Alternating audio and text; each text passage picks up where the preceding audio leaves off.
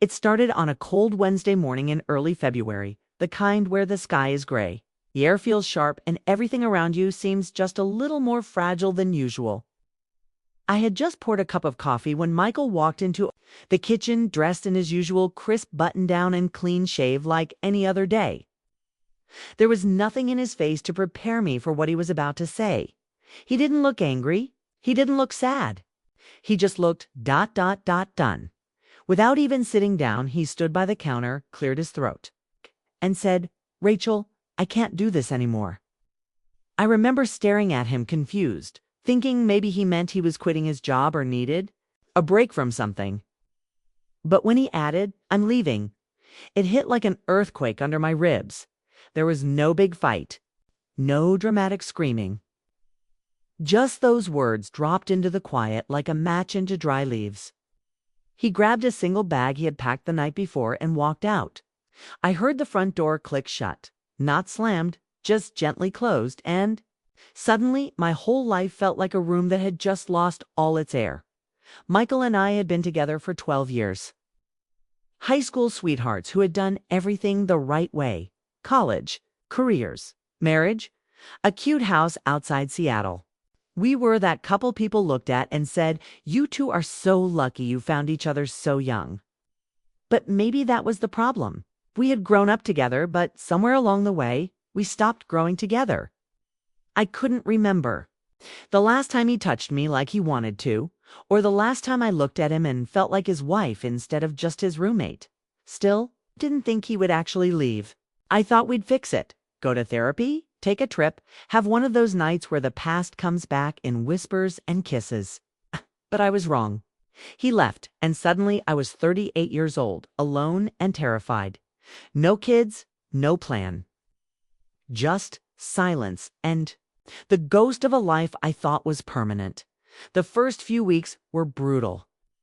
I couldn't sleep in our bed, so I slept on the couch with the TV on low, just for noise. I didn't tell anyone right away, not my sister, not my closest friends, because saying it out loud made it real. I kept thinking he'd come back, that he'd walk through the door, say it was a mistake, that we could start over. But weeks passed and he didn't call, not even once. People talk about heartbreak like it's loud, crying in the shower, throwing wine glasses, screaming into pillows. But mine was quiet. I went to work every day at the marketing firm, smiled at coworkers, nodded in meetings, came home, made dinner for one, and sat in silence. The kind of silence that wraps around you and whispers every regret you've ever had. I replayed our last year together on a loop. The missed date nights, the cold shoulders, the unspoken words. I wondered what I could have done differently. If I'd worn more makeup, if I'd begged him to stay, if I'd just tried harder. But in the middle of all that pain, something else started to happen. Something I didn't expect. I began noticing things I had forgotten how to love. The morning sun spilling through the kitchen window. The sound of rain on the porch. The way my dog Daisy curled up against my legs like she knew I needed her more than ever. I started walking in the evenings just to get out of the house.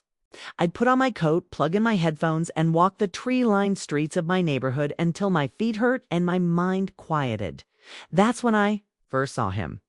He was moving boxes into the house next door, tall, broad-shouldered, wearing a faded hoodie and a backwards baseball cap. His sleeves were rolled up, revealing strong arms and a tattoo I couldn't quite make out. He had that quiet confidence, the kind you can't fake. And when our eyes met, he gave me a small, polite smile. I nodded back and kept walking, but something about him stayed with me. The way he looked at me like he saw more than just a tired woman with a broken heart. Like he recognized something in me he'd seen in himself. Over the next few days, I saw him more. Taking out the trash, walking his dog, a golden retriever that instantly became friends with Daisy. One afternoon, I finally walked over and introduced myself. "Hi, I'm Rachel," I said, trying to sound casual. "Welcome to the neighborhood." He smiled, that same quiet smile. "Daniel," he said, his voice low and warm. "Thanks." That was it. Simple, no spark, no flirtation. But something shifted inside me. A small warmth I hadn't felt in months. I Didn't know then that this man would change everything, that he would help me rediscover parts of myself I thought had died with my marriage, that he'd awaken something I didn't even know I still had. All I knew was that. For the first time since Michael left, I wasn't thinking about the past. I was looking forward, just a little, and that was enough. For now, Daniel moved into the house next door just a few weeks after Michael left. But at the time, I didn't think much of it. In fact, I barely noticed anyone or anything. I was still numb, just going through the motions of life. But Daniel had a presence that was hard to ignore. There was something about the way he carried himself, calm, grounded like a man who had lived through storms but didn't wear his pain loudly. He was in his early 40s, maybe 3 or 4 years older than me, with deep brown eyes that felt older than the rest of him. There were shadows in them, but not the dangerous kind, the kind that told me he understood what it meant to lose something. The first time we spoke was on a Sunday afternoon. I was outside watering the dying roses that Michael had once planted. Flowers he never really cared for but pretended to just for show. Daniel was walking his golden retriever, Max, and our dogs immediately bonded like old friends. He smiled and said, "Looks like they've already made plans." His voice was steady, low, with just the right amount of humor to disarm me. I smiled back, a real smile for the first time in weeks, and introduced myself. "Rachel." He nodded. "Daniel?" We didn't talk long that day, but the seed was planted. Over the next few days, we began bumping into each other more often. Started with small conversations, whether dogs, local coffee shops, a tow, but those short chats turned into longer ones, and before I knew it, I found myself lingering by the mailbox just to see if he'd come out. He was easy to talk to, never nosy, never too forward. There was something about the way he looked at me that made me feel like he was listening with more than just his ears. I told him I'd recently gone through a divorce. He didn't flinch. He simply said, "Me too. A couple years ago. Still feels fresh some days." That honesty hit me hard. Not because he said it, but because he understood. He didn't pity me. He didn't offer cliches or cheap comfort. He just knew what it was like to feel like something solid had fallen apart under your feet. Daniel told me he worked as a freelance photographer, mostly portraits and some travel work. "I like capturing people in real moments," he said. "The kind of moments most people miss." That stuck with me. He saw beauty in the unnoticed, in the ordinary. And maybe that's why he started seeing me, not just the woman left behind, but the woman trying to rebuild. One rainy evening, I was walking Daisy when a storm rolled in faster than expected. My umbrella flipped inside out and I stood there, soaked, laughing out of sheer frustration. Daniel pulled up beside me in his truck, rolled down the window and said, "Need a rescue." I jumped in, water dripping everywhere, and for the first time in a long time, I didn't feel like a burden. We talked for hours in his living room, wrapped in blankets with mugs of tea between us. I told him things I hadn't told anyone, about how empty the house felt, how I sometimes still set the table for 2 out of habit, how I couldn't even listen to love songs without breaking down. He didn't interrupt, he didn't try to fix me. He just listened, eyes never leaving mine, like every word I said mattered. That night, something changed. When I stood up to leave, I hesitated. He noticed, could feel the tension in the air, warm, electric, undeniable. I don't even know who moved first, but the kiss happened slowly, gently. Like 2 people testing a feeling they weren't sure they deserved. His lips were soft, hesitant, respectful. It wasn't wild or rushed, it was honest. When we pulled away, neither of us said anything for a moment. My heart was pounding, not just from the kiss, but from the realization that I was still capable of feeling. After everything, after being left, after believing I was unlovable, here was this man, stranger turned confidant, showing me a part of myself I thought I'd lost. But it wasn't just about attraction. It was about the way he made me feel safe, the way he didn't judge my brokenness. the way he looked at me like I was still whole. Over the next few weeks, our connection grew stronger. We didn't call it dating, we weren't ready to label anything, but we spent more time together. He cooked dinner for me, played old records, took candid photos of me laughing when I wasn't paying attention. I started to feel like a woman again, not just someone's ex-wife. He never asked about Michael, and I never asked about his ex. We both had wounds, but we weren't trying to reopen them. We were trying to heal around them. One night, lying beside him on the couch, his hand resting lightly on mine, I realized how deeply I had started to care, and that scared me. 'Cause falling in love wasn't in the plan. I was supposed to take time to find myself again, to rebuild. But sometimes the heart doesn't follow logic. Sometimes it just knows when it's safe to beat again. And for the first time since Michael walked out, my heart wasn't afraid. It was waking up. Falling for Daniel wasn't something I planned. It happened slowly, like the way sunlight creeps into a room through half-open blinds, warming places you didn't even know were cold. What started as quiet companionship became something deeper, something neither of us wanted to name too soon. We tiptoed around it, unsure if we were just two broken people reaching for warmth or something more meaningful trying to bloom. But the chemistry between us couldn't be ignored. Every glance, every brush of his hand, every lingering goodbye at the door, it all carried a tension that made my heart flutter and my skin come alive.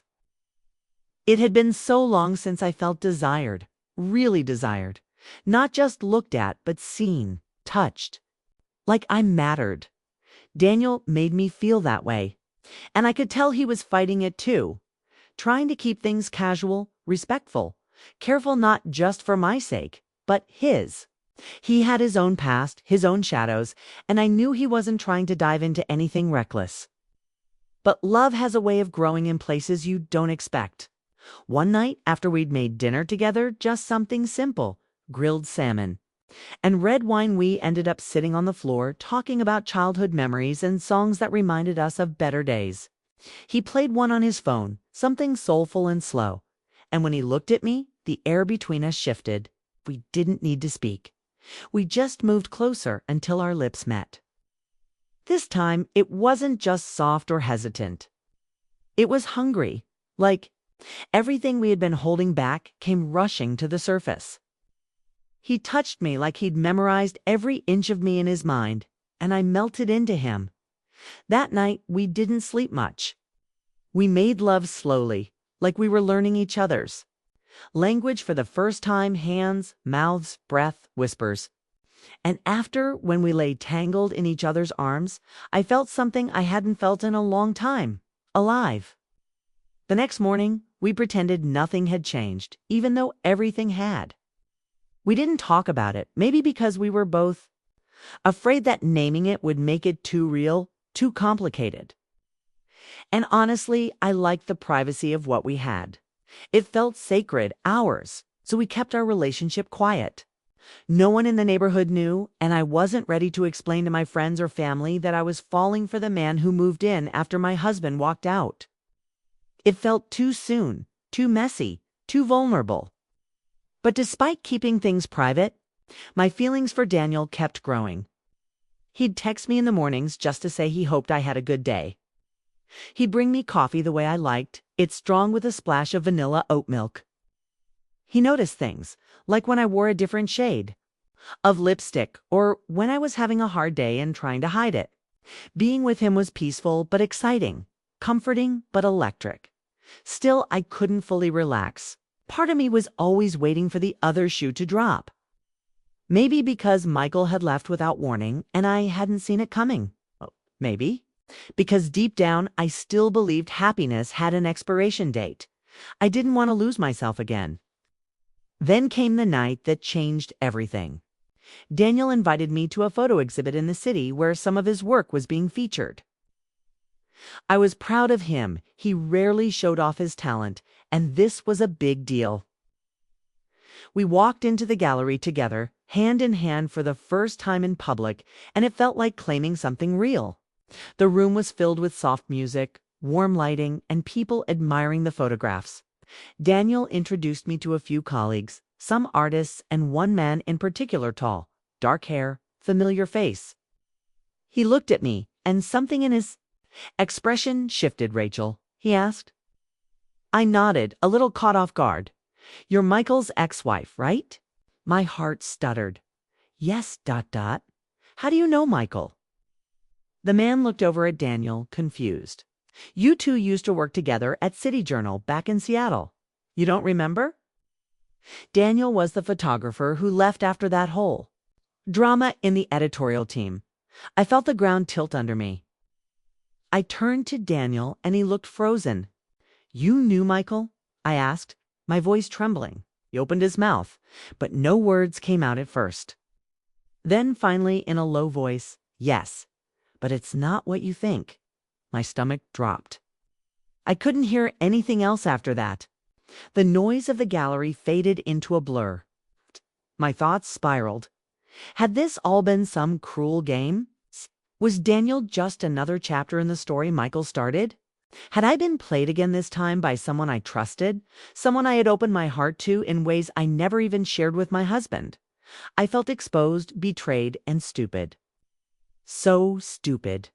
I excused myself, barely managing to keep it together as I walked outside into the night air.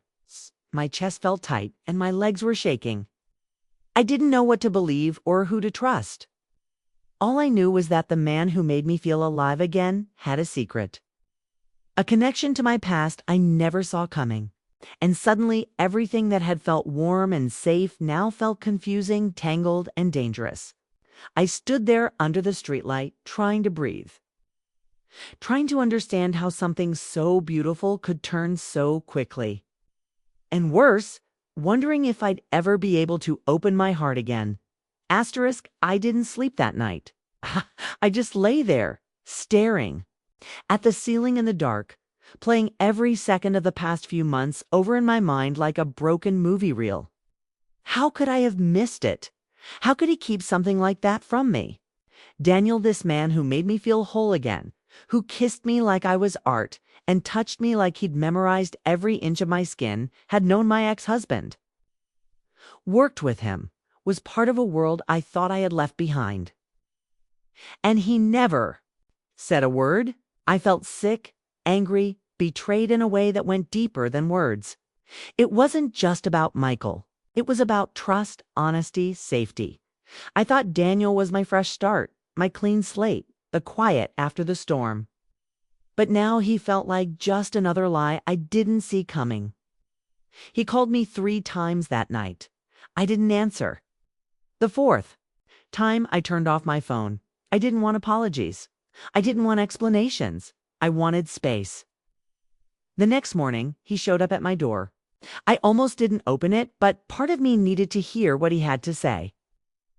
He stood there in jeans and a hoodie, looking exhausted, like he hadn't slept either. Please, he said, voice rough. Just let me explain. I stepped aside. Without a word, arms crossed, heart pounding.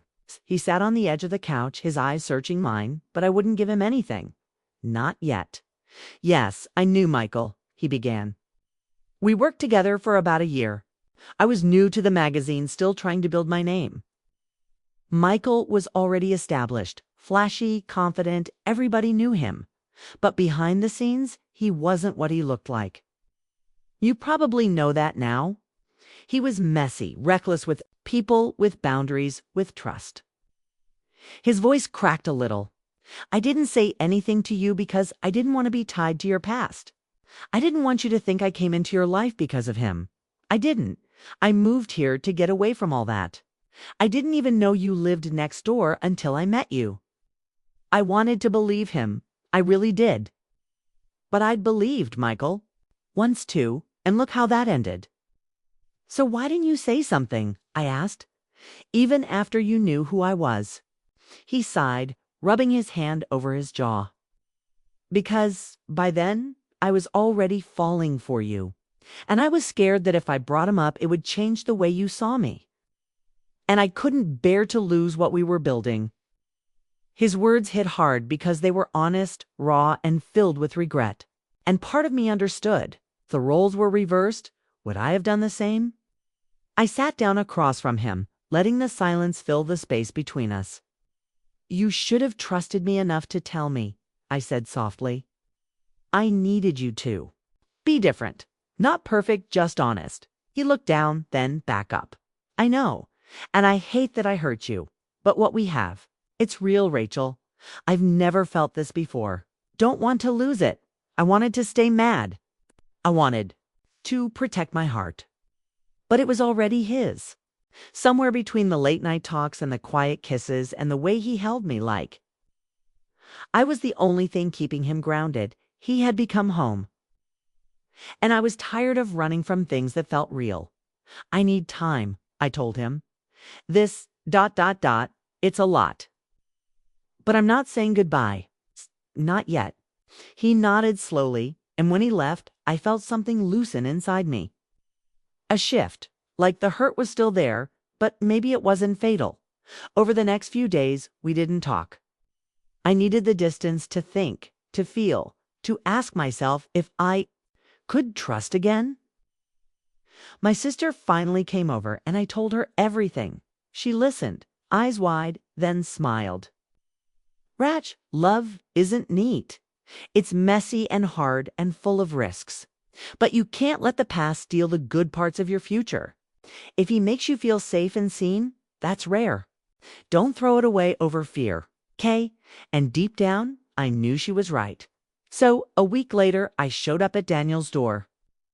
He opened it like he'd been waiting for me every second since we last spoke. "Still want to explain things?" I asked. He nodded, stepping aside. I walked in and turned to him, placing my hand on his chest, feeling the steady rhythm of his heart. "You hurt me," I said, "but I still want you. I want to try, but no more secrets. Ever." He pulled me into his arms, holding me like I was everything, and whispered, "No more secrets. I swear." We kissed like it was our first time all over again, low, deep, full of everything we couldn't say.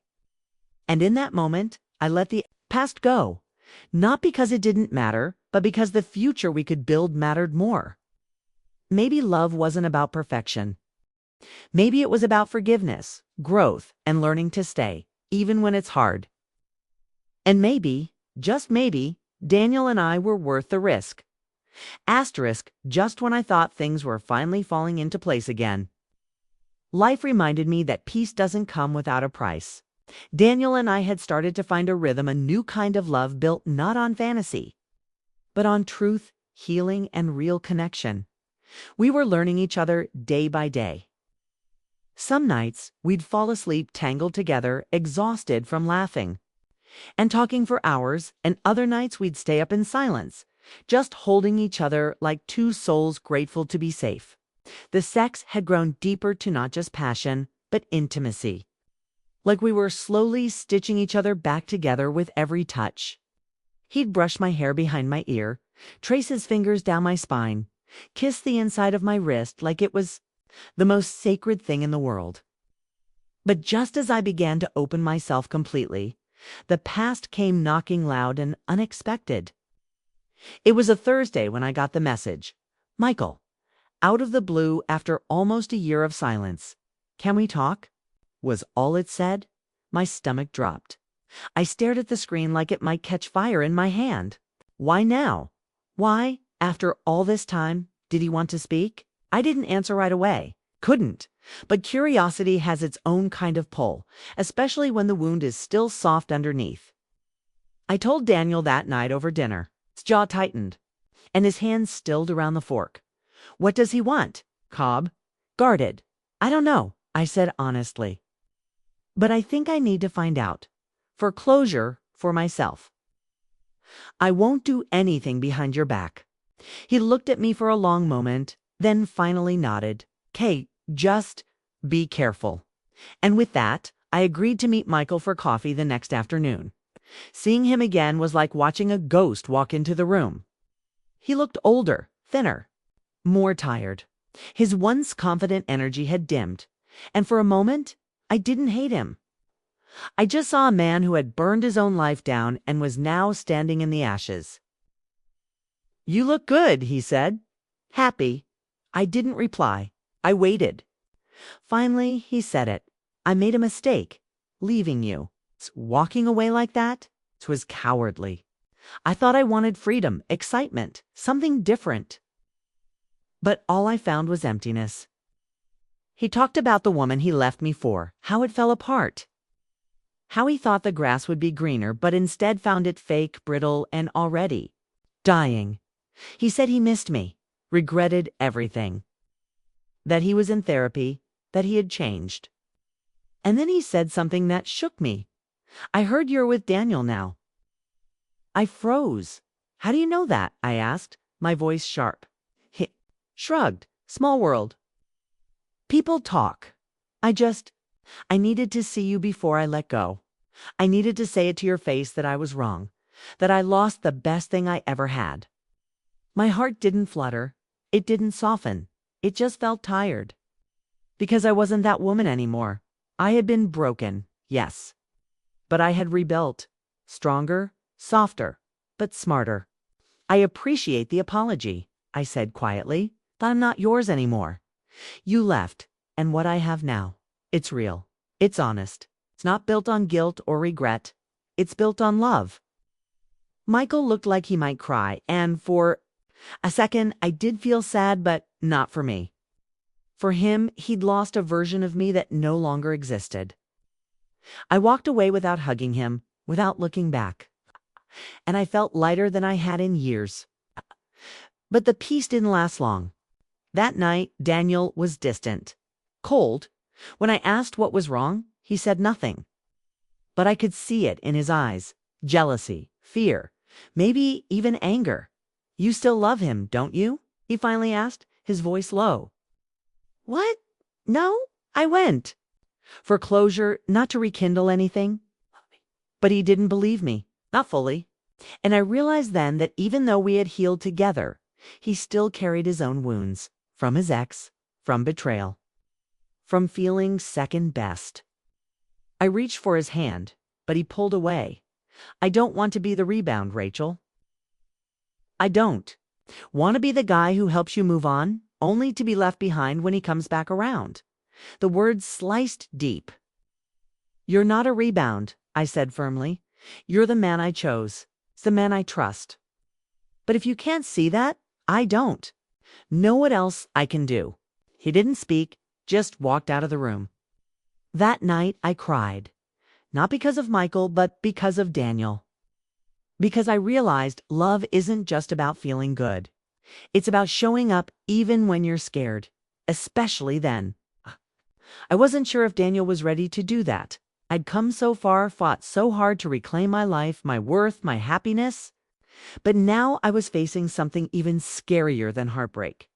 The possibility that love might not be enough if fear still lived between us. Asterisk for 3 days. Daniel and I barely spoke. The silence in our home was louder than any argument. He moved. Through the rooms like a shadow, quiet and distant, and I could feel the weight of everything unsaid building between us. I wanted to reach for him, to wrap my arms around his neck and tell him none of it mattered, but I also needed him to meet me halfway. Love couldn't survive on doubt alone. I had made peace with my past, but he was still fighting ghosts. I couldn't. See? On the 3rd night, I found him in the garage, working on an old camera, his fingers moving slowly like his thoughts were somewhere else. We can't keep doing this, I said, my voice soft but steady. He looked up at me, eyes tired, and full of something I hadn't seen before. I know, he said. I'm sorry, Rachel, I messed this up. I walked closer, the chill of the cement floor pressing through my socks. Then tell me what you're really afraid of. 'Cause it's not Michael, is it? He sighed and sat back, wiping his hands on a rag. It's not him, it's me. I've always been the one who walks away before I get hurt. I've been that guy. I've broken good hearts. And now that I actually care, I'm terrified you'll wake up and realize I'm not enough. My throat tightened. I knelt in front of him and took his hands in mine. You're more than enough. But love isn't about proving you're worthy, it's about trusting that you are. I can't keep loving you through your fears, Daniel. Do you have to believe in this with me? He stared at me, and I could see the fight in his heart, the war between wanting to run and wanting to stay. Then he leaned forward, pressed his forehead to mine, and whispered, I don't want to lose you. Then don't, I said. Let's stop fighting love like it's the enemy. That night, we didn't make love right away.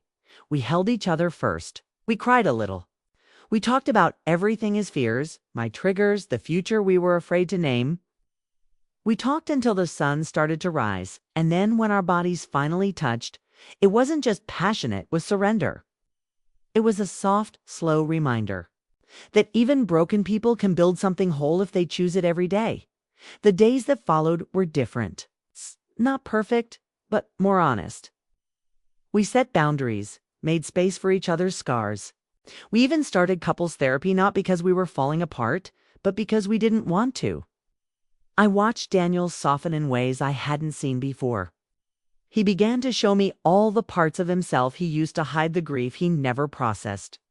The guilt from past relationships, the little boy inside him who just wanted to be loved without conditions. And in return, I let him see the parts of me I kept guarded. The parts still afraid to believe I could be chosen and loved fully. Slowly, we started to rebuild not from scratch, but from truth. Then one quiet Sunday, as we lay in bed with the window open and the breeze slipping through the curtains, he reached into the nightstand and pulled out a small velvet box. My breath caught. I know we're not perfect, he said, voice a little shaky, and I know the timing will never feel exactly right, but I also know that I've never felt this way about anyone. And I don't want to live another day wondering what it would be like to call you my wife. My eyes filled with tears as he opened the box to reveal a delicate gold ring with a small diamond symbol, beautiful, and so us. Rachel, he said, will you marry me? I laughed through my tears and nodded, whispering, yes, before he even finished the question. We didn't scream or jump up and down. We just kissed, long and slow, like two people who had walked through hell and were finally home. We didn't rush the wedding. We planned it slowly, choosing a small vineyard outside of Oregon with rolling hills and a quiet charm. We invited only the people who had truly been there for us. And when I walked down the aisle in a soft lace dress, the sun setting behind us, I didn't think about Michael or the woman he left me for or the nights I cried alone on my bathroom floor. I thought about the man waiting for me at the altar, eyes full of tears, hands shaking, heart wide open. We said our vows in our own words, and I told him, you were never the rebound. You were the reason I found my way back to myself. That night we danced barefoot under string lights, drank wine, kissed until our lips were sore, and promised to keep choosing each other every day, even when it's hard, especially then. Life didn't go how I expected. My husband left me, and for a long time I thought that was the end of my story. But it was only the beginning. Because sometimes, when you lose everything, you find the one thing you didn't know you were looking for. And in Daniel, I didn't just find love, I found peace, passion, and a partner who walked beside me. Not ahead of me or behind me, but right next to me where he belonged.